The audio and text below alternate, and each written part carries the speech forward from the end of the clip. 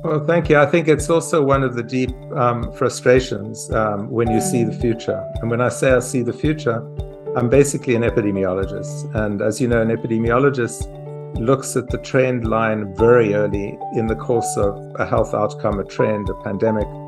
I always remember seeing the very early data on HIV/AIDS in the northern part of Zimbabwe. I was living in South.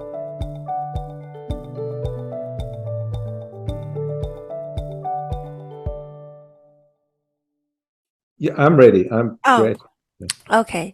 All right. Hello, everyone. Welcome to the Actionable ESG Talks Series brought to you by AKFI Actionable Knowledge Foundational Institute, the world's first nonprofit industry consortium committed to bridging the gap between ESG sustainability and digital transformation. My name is Isabella. I'm the co-host of this talk series here with Manuel, another co-host, and our today's guest, Derek. Hello, Derek. Yeah, hey.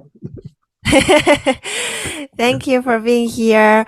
So this talk series brings together great minds like Derek and many, many more to together discuss the current state and the future state of ESG, sustainability, and digital transformation.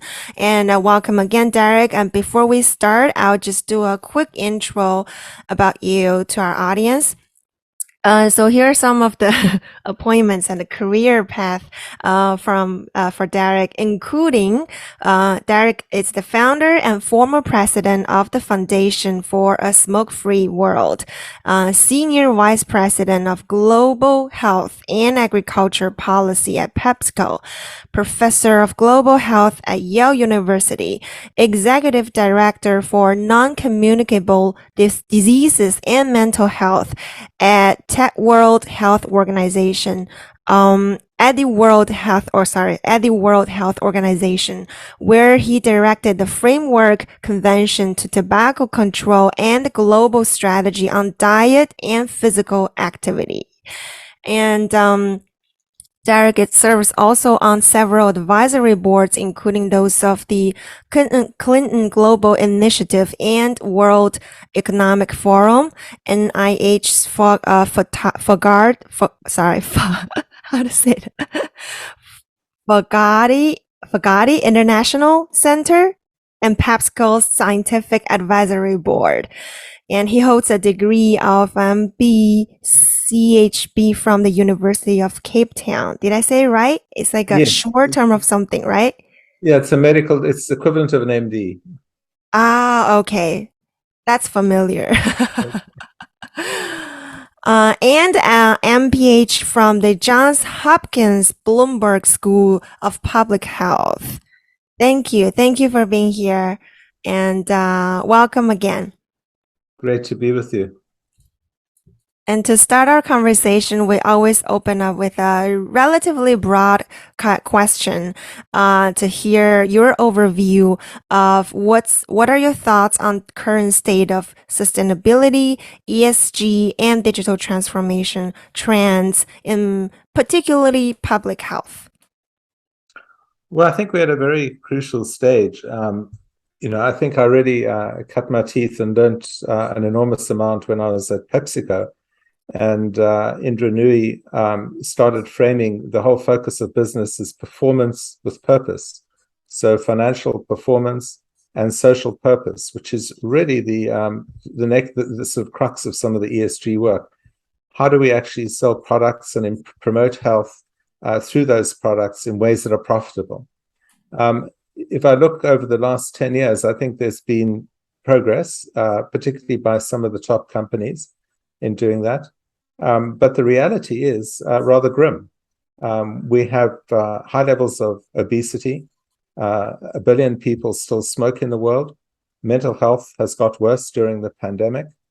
And I would argue that looking forward, we need to use the changes as we move out of the pandemic to fundamentally relook at some of our assumptions about how we make progress. And one of the keys to the progress, I believe, is the digital transformation. I think if there's one thing we learned during the pandemic, it was how to all use digital technology better, like we're doing now. This kind of interaction has become the norm. We've all become used to using our smartphones as alerts to let us know about our own risks and to get vaccinated.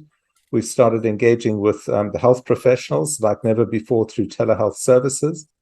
We're even having the design of new drugs to address the pandemic, which have been done through a combination of AI and digital technologies to use design theory rather than development theory. So I would say, from a health point of view, the ESG efforts are making modest progress, but not progress enough to actually reverse the negative trends. But on the positive side, we see the opportunities of digital innovation combined with biotechnology that could accelerate change like never before. Interesting. And Derek, you get a special treat today. You get a double question. So practically repeating the same question, but because of your involvement in the food supply and the current crisis actually with food supply, and I know you traveled recently to try to address some of these issues in real time. So repeating the questions, what do you see the impact on sustainability and digital transformation in our food supply and in our future food supply? Yes, thanks, Emmanuel. If I think back a decade, we had a global food crisis, 2008, 2009. I was actually at PepsiCo at the time. And it was particularly focused in the Middle East, parts of Africa. Food prices were rising. And there was a lot of real concern, and there was a lot of hunger and starvation. But I think what we're facing now is deeper and is a combination of the war in Ukraine and the impact on some of the major commodities, particularly sunflower, wheat, and others. But it's also a result of the post-pandemic disruption of supply chains. And from what I'm seeing now, I think this is a time when we're going to inevitably see rising levels of serious food crises, particularly centered early on in the countries most dependent upon the output from Ukraine and Russia, North Africa, the Middle East, East Africa. I think what it's done is it's taught the world just how dependent they are also on 3 or 4 major staple crops. And we've built our entire agricultural system and our approach to food and nutrition on them, particularly wheat, corn, rice dominating. And this needs to be a time when we break with the past and we think very differently about how we both diversify where we grow the foods, what we grow, and do it using sustainability principles to a far greater extent.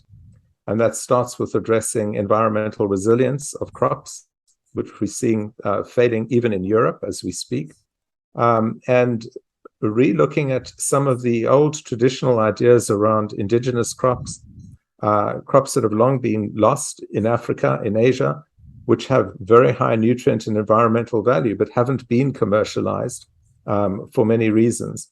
So I think, again, the next few years, we're going to see a serious shakeup in the food sector. And again, I'm a techno-optimist, and I do believe that the innovation we're seeing in agroscience and its link to digital technology must give us hope that solutions will come through a ranges of developments happening, including in the Middle East and North Africa. I think we, to connect the two things we asked, but you pointed already to the importance of digitalization, digital technologies used. And I think there is no better place or other more critical place to address than food supplies. And again, we have this pressure to do it in real time, the same way we had it with the pandemics. The situations are not waiting for us to be solved by themselves or solved over time. So not many years ago, we probably emphasized the use of pesticides and so on, which had long-term public health issues as well. And we thought that they will solve the food supply crisis. But I think things are changed, and maybe if you can give us a little bit more on the kind of changes you observed in the last last year in terms of the way we think about sustainability and food supply in the technology. How can we resolve this critical issue in short time? Yeah, I wish I could. I wish I had the wisdom and the insight to answer that for the short term. As you know, the reality is that it takes seasons for crops to grow, and to put in new crops and to put in new farming capability is going to take time. But I think there's some of the short-term things we're seeing. I think it's been quite impressive to learn how many of the food and agricultural companies have really levered their incredible supply chain and distribution capability to meet some of the gaps with the World Food Program. So when we talk about public-private partnerships, I think they are in action at a real scale, saving many lives in the short and medium term. And that is testament to the enormous digitalization of the supply chain and the distribution systems that have been going on for many years, particularly in the leading food and agricultural companies. The same is true in the pharmaceutical companies for essential drugs. But I think going forward, when we look at the way in which we are able to intensify agriculture, use a range of greenhouse and other technologies, vertical farming, to dramatically increase production and yield, and do so in ways in which you don't use more water and fertilizer, that must be the key to the future. I unfortunately never got to the Dubai Expo, but from all my colleagues' comments, there were many examples of innovations from UAE, from Israel, from a range of countries who placed the issue of agro-science innovation at the center. And there were real demonstrations of how this could be taken to scale. What makes them interesting, I think, also, is that a lot of the innovation at the interface of digital and agro-science isn't coming only from the major multinationals. It's coming from a wide range of startups, often small, innovative, entrepreneurial startups. I know that when they had a meeting here in New York at the Cornell Tech campus in the East River recently, there was something like 400 startups who took part in the session, all with the one theme: how do we use 21st century science to address food security issues?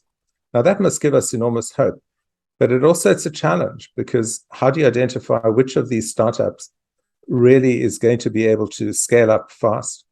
How do you get them to partner with the larger companies who've got the distribution systems and supply chains? But the fact that we now have probably the leading ideas around moving out of meat, which itself would save enormous amount in terms of energy and water use and greenhouse gases, or ways to rapidly increase vertical farming or to improve the nutrient quality. These are all coming from startups these days. That must give us hope, provided we're able to bring them together and help them get to scale. Thank you, and I'll turn it to you, Isabella, if you have any questions around this topic or any other topic, please. Well, Derek shared so much very useful evidence, I would say, not facts about what's going on, right, in the tech startup world, and connect with academic research in solving problems. I came from a very humane perspective, and my book is about that. And so my focus is always about the human itself. And as we are the one that is conducting all these behaviors, problem solving, and when you talk about it, I just hear a lot of positive feedback, I would say, from the community, that they're eager to solve these problems. And in the meantime, I heard the word fast a lot. We want it fast. We wanted to scale it up fast. We want to make a bigger impact fast. And how do you balance that, the fast versus are we really heading into a correct direction? Because we need time to process. We need a peaceful peace of mind to be able to see clear. And it seems overwhelming when we're talking about speed and the quantity in the age of digital. So what's your take on this topic? I think you absolutely right. I mean, I think and that's why I said there's some realities, like crops can only grow, there's reality of seasons. But I think in the health space, if we take some of the innovations in mental health, for example, where we are seeing a lot of digital innovations to address the mental health crisis, the concern is exactly what you're saying. Are we going too fast? Are we really taking account of the ethical and confidentiality issues that are very complex? Are we actually using the technology in ways in which it's going to continue to build community, as opposed to isolate people in their own worlds through, for example, the use of virtual or augmented reality, which have potential to address many mental health issues, but also have the potential to isolate many of the people who are the most vulnerable. So these deeper questions remind me of the start of the Human Genome Project many decades ago. When the Human Genome Project unrolled, the National Institutes of Health realized that, in their words, the ethics need to be as good as their science. And by ethics, they meant the ethical, legal, and social implications of the technology need to be addressed simultaneous with the technical aspects of the technology. And I think in many of these fields of digitalization, we haven't actually studied these adequately and had the funding up front for scholars to think about what are the deep ethical, social, legal implications. If you think of some of the most obvious examples, the concerns on social media about how this may be promoting isolation and negative anxiety trends among young people, and yet at the same time may be the key to actually address people who are have thoughts about suicide and addressing depression. The balance between making sure the good wins out over the bad does require greater thought, oversight, and a new way of thinking about how we as a society regulate these technologies, where I'm not using the word regulation from a government perspective, but as a civil society, from a civil society perspective. Just one very, very important thing. I've been working with colleagues who created their own company called BIOS, specifically to look at the fact that when technology, when we provide health data, we now have the capability to suck in all our health-related information.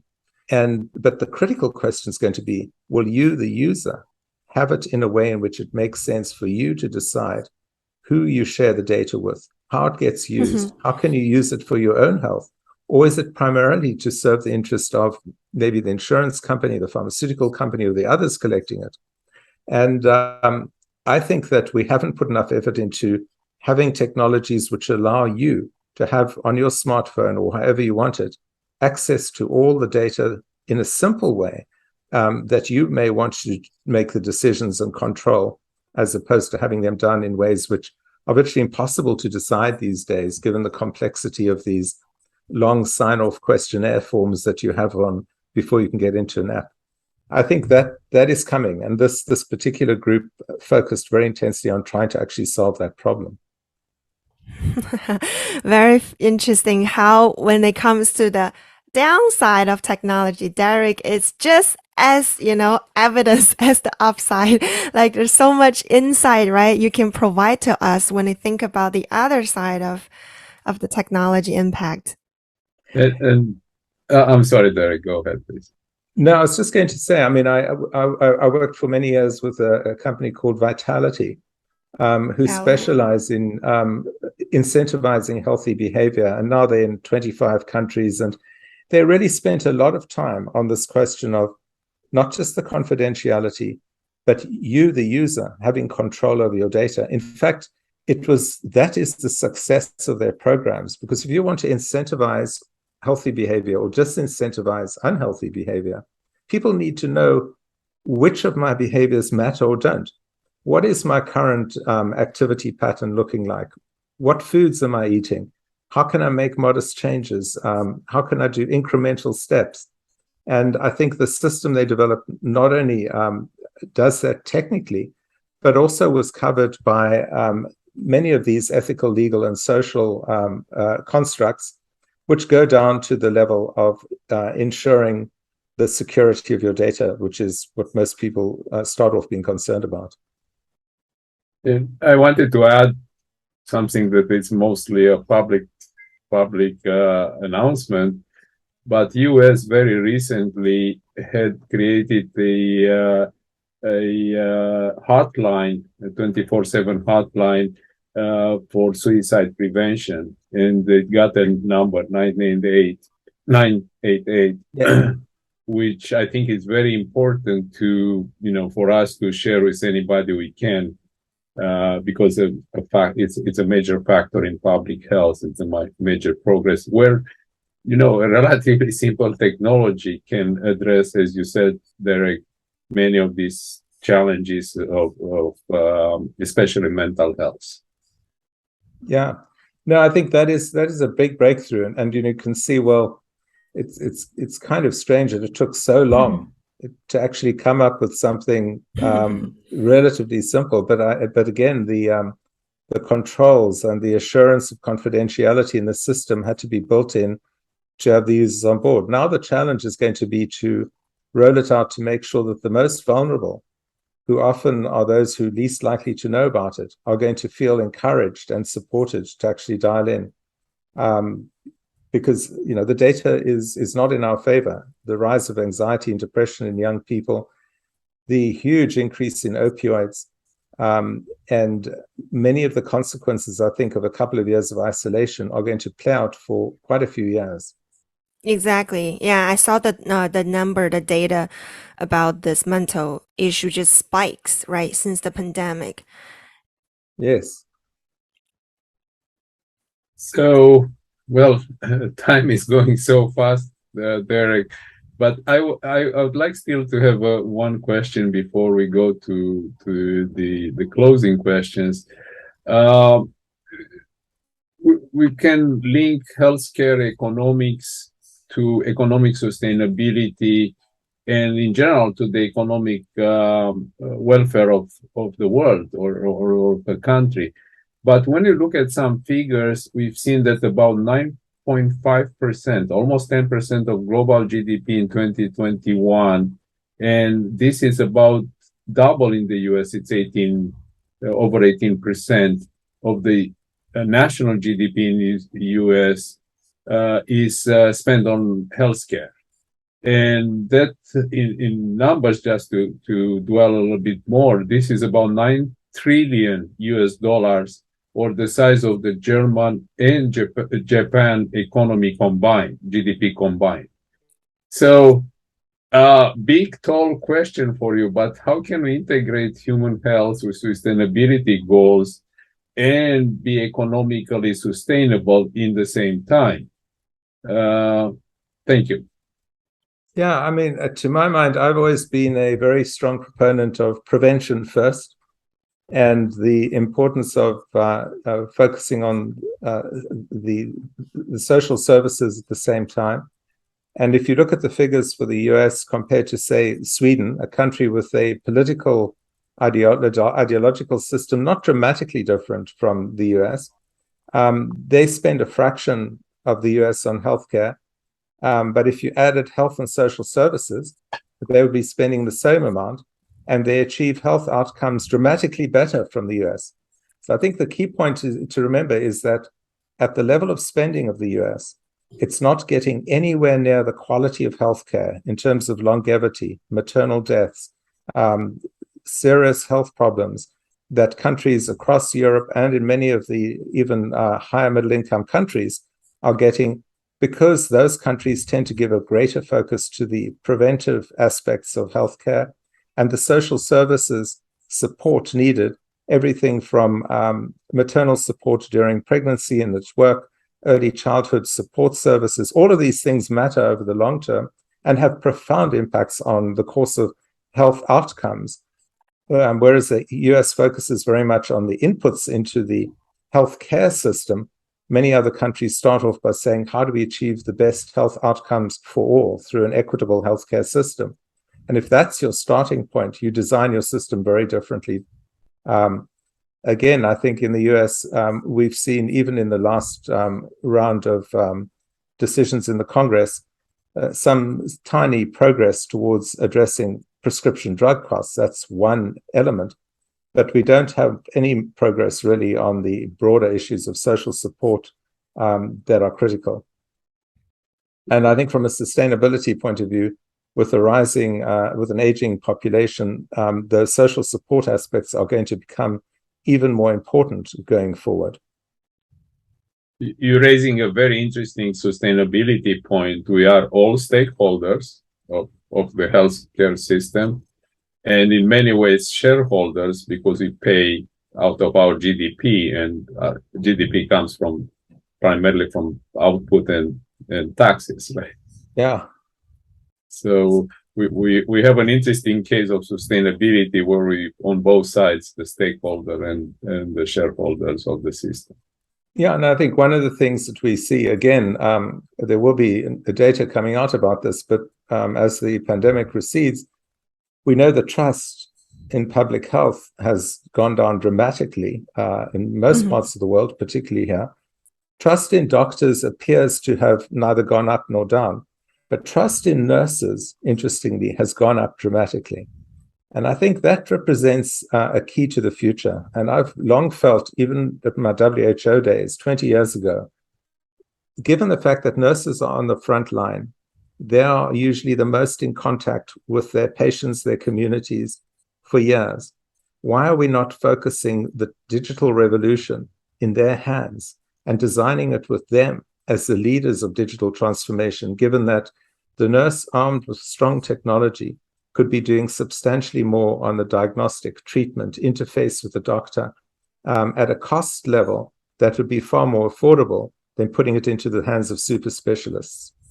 And I think I'm hoping that that is something there'll be a greater discussion around, not just the advances in technology for health, which we are seeing, everything from diagnostic to treatment to whatever, but who they're being designed to be the primary users. And the two big primary users long-term, I suspect, are going to be nurses and the patients and people themselves. And preparing for that means adjusting for a world in which all of the technology innovation was centered in the hands of doctors and specialist doctors. Very interesting. And that makes me think a little bit of Isabella's book, The Digital Mind of Tomorrow. Which I'm dying to read. Sorry, thank you. It's a book of questions, so it'll be a perfect book for you because you'll have many answers to those questions. But exactly. Is this link between AI and human and working together as opposed to work on the different sides, right? Competing one with the other. I would like to go to the final question, if we can, Isabella.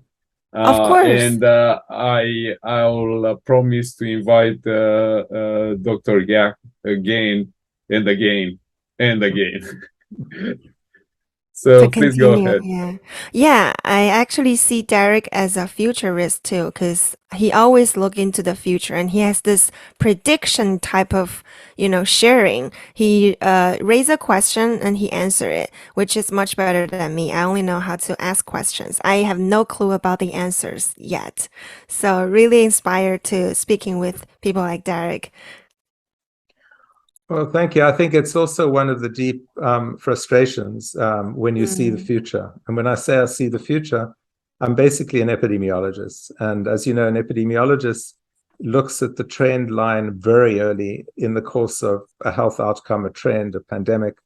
I always remember seeing the very early data on HIV/AIDS in the northern part of Zimbabwe. I was living in South Africa. And even though the rates were 0.1, 0.2% in the population, I knew inevitably unless we acted fast, we were going to see those spiral to 10, 12, 15% over the years, as they did. So the frustration of seeing where the trend goes is that often you're unable to have the impact to influence and bring the trend down or prevent what is clearly preventable. Because so much of what we have around is obviously preventable. The big tobacco pandemic, 1 billion people still dying of tobacco products, when we've got ways to actually bring that down relatively quickly. The obesity epidemic, where we're still not taking the action needed. And now the big trend that I think we should all be worried about on mental health of our younger and middle-aged population, which is going to have big consequences. So yes, sometimes it's your fate to see what is coming, but we don't have the wisdom or the capability to really influence it. That takes a whole community, and that takes science, working with business, working with academics, working with governments, which is pretty tough in this world. You're pointing to a very deep, not question, but challenge for sustainability, because sustainability is about balancing and prioritizing. And I think in the inference of what you're saying, we are not very good at that as a species. Well, look at climate change, which obviously, I follow, but I'm not an expert on. But I would say that, we're doing so much work monitoring the evidence that things are getting worse compared to acting to make them get better. And until you actually have a real crisis upon you, a summer where people die, fires happen all over the place, then you get action. And I think that's part of our own human nature, that people tend not to act in their best long-term interests, which Daniel Kahneman wrote about as one of our great behavioral economists. And part of the challenge we have is, how do we make that, how do we actually focus far more on the long-term implications and not just address short-termism? For that, I don't have an easy solution, but I know there are people with, incredible thought putting their efforts into it. But going back to questions, I'm sorry, go ahead. Yeah, I bet, Derek, you have the wisdom to probably give us some advice on the reason why we're doing that. I'm talking about why we're so short-sighted. We don't have the answer, of course. That's a long battle, long way to figure out. But I bet you have the wisdom to enlighten us with why we're doing this. If you and I think part of that answer is that it's simply because we're human. We are frail human beings who so often do tend to focus on the short term because it's sitting in front of us. And the incentives are not aligned to act in your longer term interest. But if they were, I think we would be able to do it as a society. What's your advice to counterbalance this? Well, I think it's the advice one has when one goes to a buffet and you've got all the food in the world sitting in front of you and you could pick and choose, to think about what are the consequences of eating everything you could eat now on your own health in the long term, and what is it that's going to incent you to eat a more balanced diet now. That goes for all the actions where there's a short-term and a long-term implication. And I think it's a mixture of education, incentives. We know certainly in the case of the buffet table, putting more fruits and vegetables and making them more attractive to you, and putting the less healthy things further back on the table. The analogies to that in how we structure so much of our society that could work. Interesting. Delay reward. Exactly. Yeah, and I would just say one thing is that one of the very interesting pieces of work we did at Vitality looked at this very simple question where you ask people, if we gave you $100 today, would you take it, or would you willing to wait a month and we'll give you $150 or $200?